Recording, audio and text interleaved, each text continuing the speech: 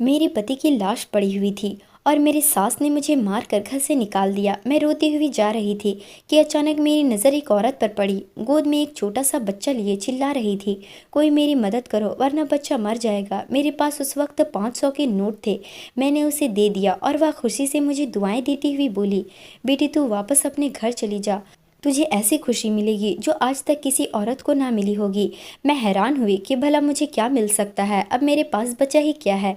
पर उस औरत की बात सुनकर मैं वापस अपने ससुराल आई। जैसे ही मेरी नज़र मेरे पति की लाश पर पड़ी, मेरे सर पर आसमान टूट पड़ा। मेरे पति आज जल्द ही अपने काम से घर आ गए थे। मैंने उनसे कहा जल्दी से नहा लो, तब तक मैं खाना लगा देती हूँ। मैं और मेरी सास खाना खा चुके थे, सिर्फ मेरे पति ही बचे थे। मैं किचन में गई और जल्दी से फ्रिज खोली तो रात की बची हुई सब्जी थी। मैंने जल्दी से गर्म किया और साथ में ताज़ी रोटियां भी बना ली। उसके बाद मैंने चूल्हे पर चाय के लिए पानी चढ़ाया, क्योंकि हम सबकी आदत थी खाने के तुरंत बाद हम चाय पीते थे। मैं खाना लेकर बाहर आई। मेरे पति और सास कुर्सी पर बैठे हुए थे। मैंने खाना लाकर अपने पति के सामने रख दिया। वह खाना खाने लगे। हम सबके चेहरे पर खामोशी थी, जबकि मेरी सास के चेहरे पर एक अजीब सी मुस्कुराहट थी जो मुझे कुछ गलत होने का संदेश दे रही थी। लेकिन मैंने इस ख्याल को झटक दिया। मैं नहीं जानती थी कि मेरी ज़िंदगी में आगे कौन सा तूफान आने वाला है। मैं उठकर किचन में आई तो देखा चाय बन चुकी थी। मैंने चाय कप में छानी और ट्रे उठाकर बाहर निकल गई। लेकिन आगे का मंजर देखकर ट्रे मेरे हाथ से नीचे गिर गया और ऐसा लगा जैसे किसी ने मेरी जान निकाल दी। मेरे पति बिस्तर पर लेटे हुए थे और ज़ोर ज़ोर से अपना सीना मसल रहे थे। मेरी सास घबरा कर उनके हाथ पैर मल रही थी और साथ साथ कह रही थी, क्या हुआ जग्गू, तुझे क्या हुआ, कुछ तो बता। मेरी सास चिल्ला चिल्ला कर रो रही थी। उनकी हालात देखकर मैं भागते हुए अपने पति के पास आई और उन्हें देखकर मैं भी चिल्लाने लगी। मेरे पति का सारा जिस्म पीला पड़ गया था और उनके मुंह से सफ़ेद झाग निकल रही थी। वह अपना गला पकड़कर बिन पानी मछली की तरह तड़प रहे थे। इससे पहले मैं कुछ समझती या किसी को मदद के लिए बुलाती कि अचानक मेरे पति का जिस्म सूख कर कांटा हो गया और उनकी आंखों की पुतलियां भी बेजान हो गई। चंद मिनट में मेरी दुनिया खत्म हो चुकी थी। मेरे पति मुझे अपनी माँ को अकेला छोड़कर इस दुनिया से जा चुके थे। मेरा सब कुछ मेरे पति ही थे। उनकी इस तरह अचानक मौत ने मुझे दहला कर रख दिया। मैं बिल्कुल खाली हाथ रह गई थी। उनके अलावा मेरे आगे पीछे कोई नहीं था। हमारे घर का शोर सुनकर पड़ोसी और मोहल्ले वाले भी हमारे घर आ चुके थे और आगे का मंजर देखकर वह भी हैरान हो गए। अचानक मुझे अपने आसपास घुटन का एहसास हुआ और मेरी आंखों के सामने अंधेरा छा गया। मैं अपने आसपास की सभी चीज़ों को चकराती हुई महसूस कर रही थी। मैंने दीवार का सहारा लेने की कोशिश की, लेकिन मैं अपनी होश खो बैठी थी और अगले ही पल में मैं ज़मीन पर गिर गई। मुझे होश आया तो मैंने खुद को अपने कमरे में पाया। मेरा सर अभी भी भारी था। मैंने इधर उधर देखा तो अगले ही पल में मेरे पति का बेजान मौजूद मेरे नज़रों के सामने आया। मैं जल्दी से उठकर बाहर आई। सुबह हो चुकी थी। मैं पूरे 3 घंटे बेहोश थी। मैंने देखा मेरे पति की लाश घर के बाहर पड़ी थी। मेरी सास बेड के सिरहाने से लगकर बैठी थी। उनकी आंखों को देखकर लगा जैसे वो बहुत रोई हो। जवान बेटे का गम जो था एक माँ करती भी तो क्या। मैं जैसे ही अपने पति की लाश के पास पहुंची तो मोहल्ले की सारी औरतें मुझे देखकर एक दूसरे से कहने लगी, देख लो हो गई महारानी की सुबह, कैसी बेशर्म औरत है, पति की लाश पड़ी है और ये अपनी नींद पूरी कर रही है। अरे बेशर्म कुछ तो शर्म कर, तेरी बूढ़ी सास कल शाम से ही चारपाई से लगकर बैठी है, पानी का एक घूंट भी मुंह में नहीं लिया। फिर भी इन्हें तेरा ही ख्याल रहा कि तुझे उठाया ना जाए, कहीं तेरी तबीयत खराब ना हो जाए। इस हाल में भी इन्हें तेरा ही ख्याल रहा। और एक तू है जो पहले अपने पति को जान से मार डाली और फिर बेशर्मी से इस घर में रहकर अपनी नींद भी पूरी कर रही है। अरे तुझे तो शर्म से डूबकर मर जाना चाहिए, ऐसे गुरूर से हमारे सामने खड़ी है। मैं हैरानी से उनकी बातें सुन रही थी। वह कितनी सफाई से सारे इल्जाम मुझ पर डाल रही थी। मैं इसी सोच में थी। फिर मैं अपने पति के पास जाने लगी। चारपाई तक पहुंची ही थी कि मुझे लगा जैसे मेरा बाल कोई खींच रहा हो। मैंने जैसे ही मुड़कर पीछे की तरफ देखा तो मेरी सास मेरा बाल मुट्ठी में पकड़कर खींच रही थी। उन्होंने मुझे किसी अछूत की तरह खुद से दूर फेंका। मैं जाकर दरवाजे के पास गिरी। अपने आप को किसी तरह संभालते हुए मैं फिर से चारपाई के पास जाने लगी। तभी मेरी सास मेरी तरफ आई और उन्होंने एक जोरदार थप्पड़ मेरे मुंह पर मारा। मेरा मुंह लाल हो गया, गाल सूज गए और होंठ फट गए और खून बहने लगे। अभी ठीक से संभल नहीं पाई थी कि उनकी बातों ने मेरे पैरों तले ज़मीन खींच ली। वह कह रही थी कि मेरी नज़रों के सामने से दूर हो जाओ, तुम मेरे बेटे के कातिल हो। तुमने मेरे बेटे को मार दिया, उसकी जान ले ली।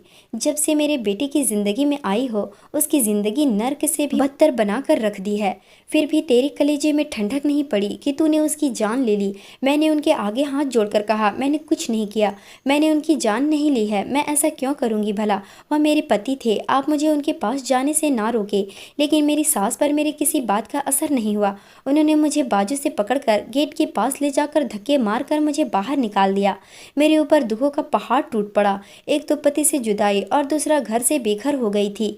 गेट के साथ लगकर रोने लगी। मैं काफ़ी देर तक वहीं पर खड़ी रही, लेकिन अंदर वाले पत्थर दिल हो चुके थे।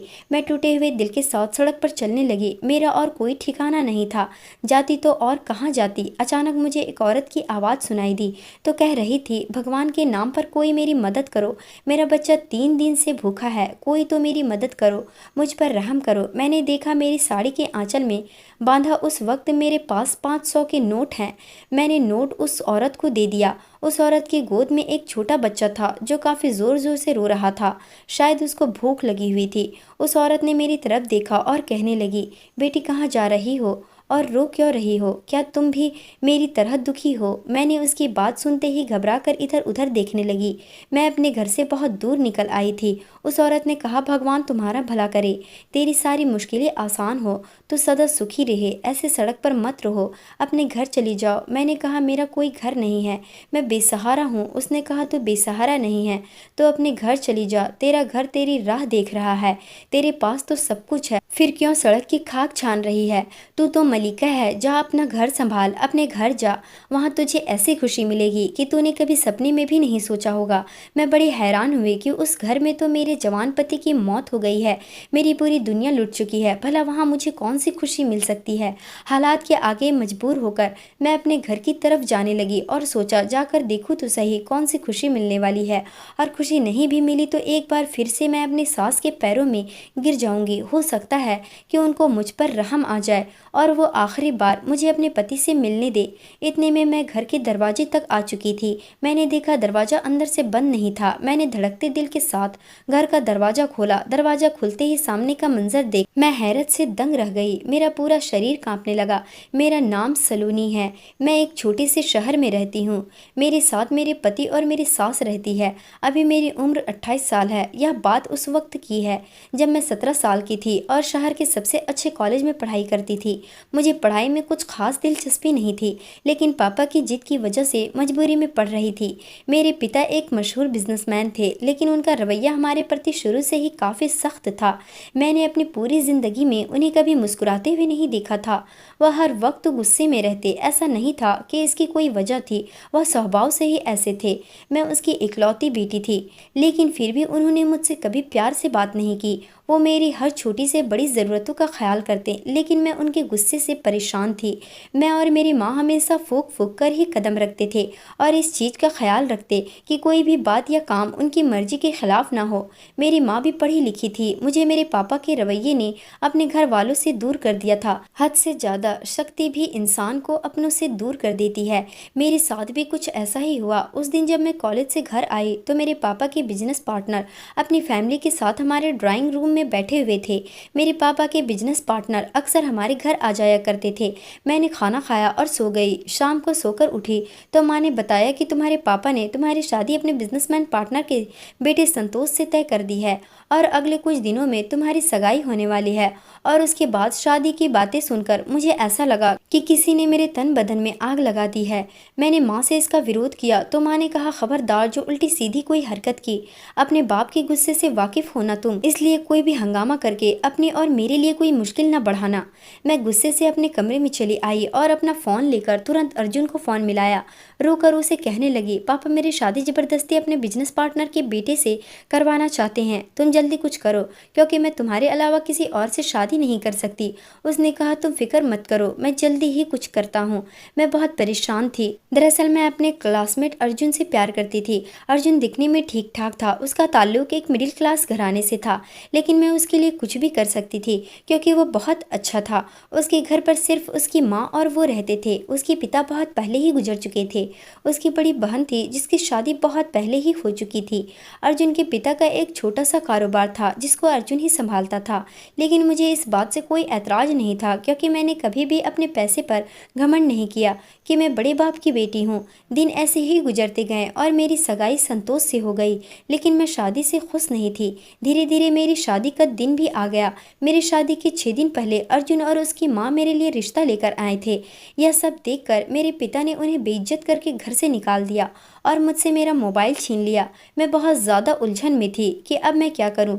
जिस दिन मेरी शादी थी उस दिन लगभग दोपहर में मुझे तैयार होने पार्लर जाना था। माँ ने मेरी सहेली को मेरे साथ भेजते हुए कहा, टाइम से घर आ जाना। मैंने सहमति में अपना सिर हिला दिया और दोनों सहेलियां गाड़ी में बैठकर पार्लर जाने के लिए निकल गई। मैंने जल्दी से अपनी सहेली के हाथ से मोबाइल ली और तुरंत अर्जुन के पास फ़ोन मिलाया। अर्जुन ने पहले बहुत नाराज़गी जताई। तुम्हारे पापा ने हमारे साथ अच्छा नहीं किया, उन्हें मेरी माँ की बेइज्जती नहीं करनी चाहिए थी, लेकिन फिर भी मैं तुम्हारी खातिर सब कुछ भुला देता हूँ। तुम मुझे बताओ कि अब मुझे क्या करना है। मैंने अर्जुन से कहा, अब हमारे पास एक ही रास्ता है कि हम दोनों भागकर कोर्ट मैरिज कर ले। मैं पार्लर में हूँ, तुम आओ और मुझे जल्दी लेकर जाओ। हम आज ही कोर्ट मैरिज कर लेते हैं। अर्जुन ने कहा, क्या यह सब ठीक होगा? मैंने कहा, सब कुछ ठीक ही होगा। मैं उनकी इकलौती बेटी हूँ। धीरे धीरे करके वह सब कुछ भुलाकर मुझे अपना लेंगे। अर्जुन ने कहा, अच्छा ठीक है, मैं तुम्हारे पार्लर के आसपास ही खड़ा रहूँगा, तुम मुझे फ़ोन कर देना। प्लान के बाहर पहुँचते ही मैंने ड्राइवर को बहाने करके घर भेज दिया।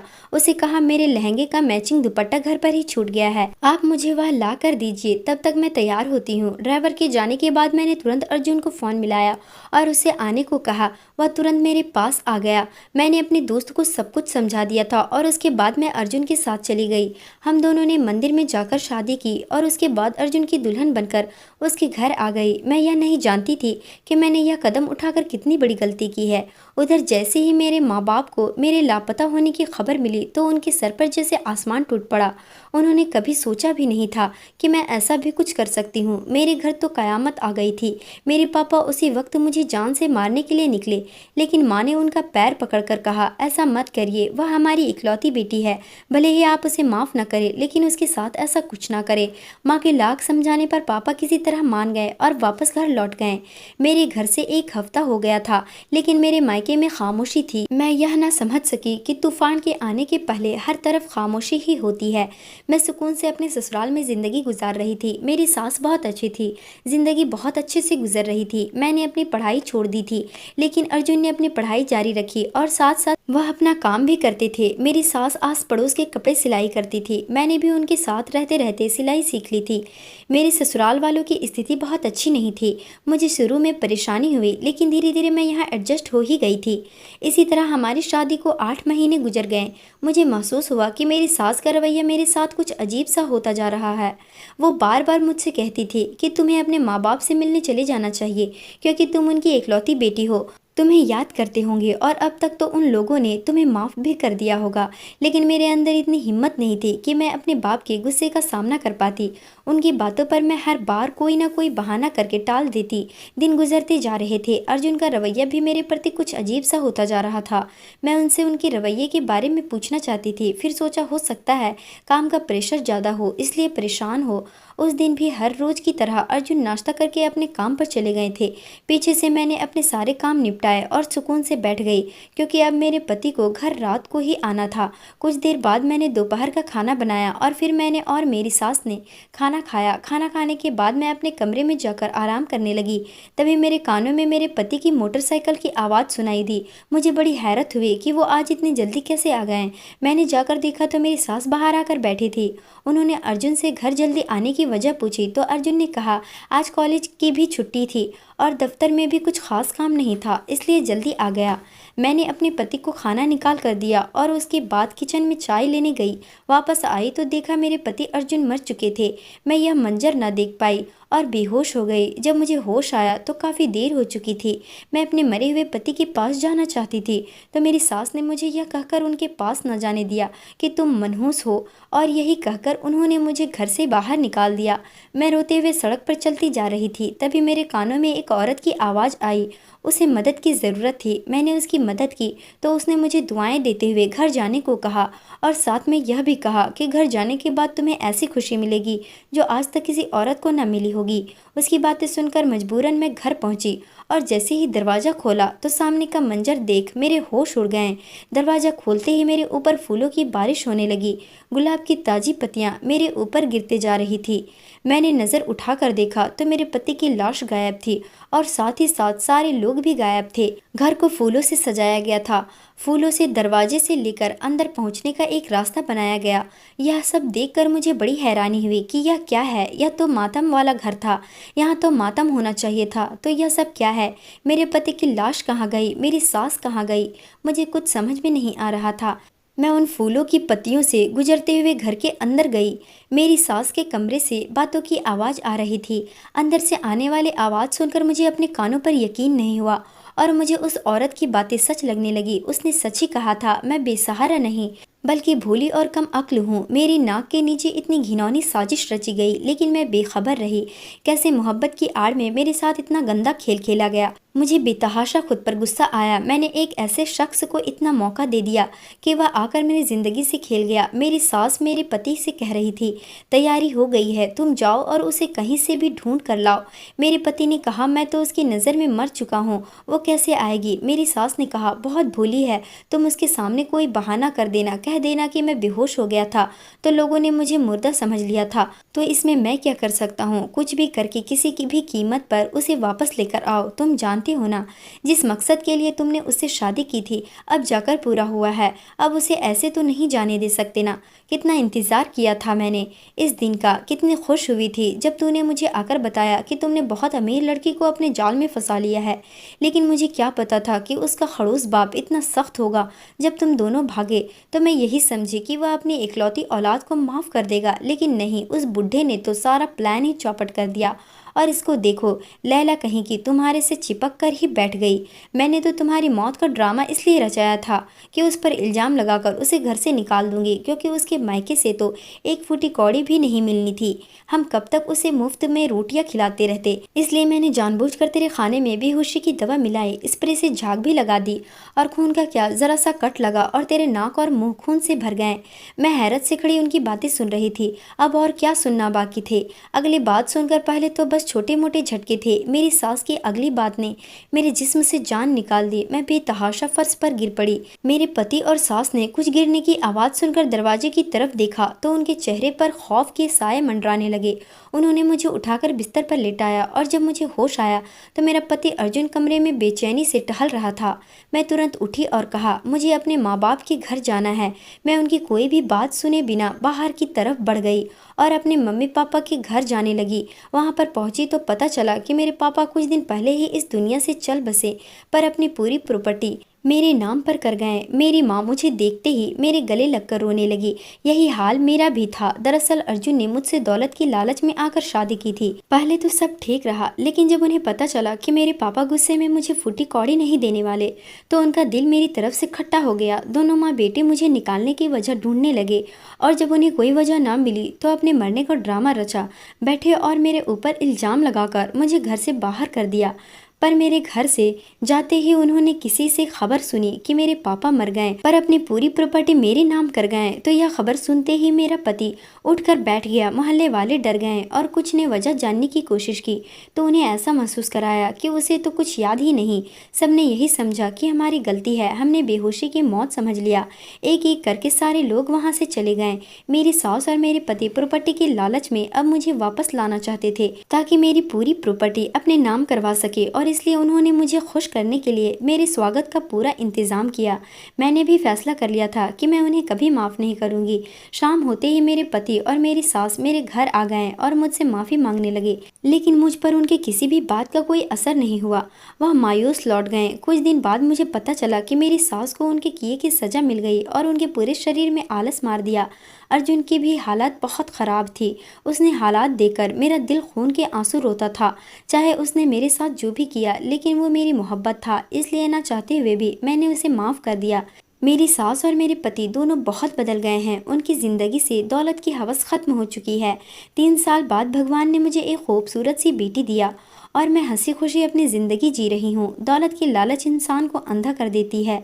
वह संभल तो जाता है मगर ठोकर लगने के बाद। दोस्तों, उम्मीद करती हूँ आपको हमारी कहानी पसंद आई होगी। कहानी पसंद आई है तो वीडियो को लाइक करें, चैनल पर नए हैं तो चैनल को सब्सक्राइब करें। मिलते हैं अगली कहानी में।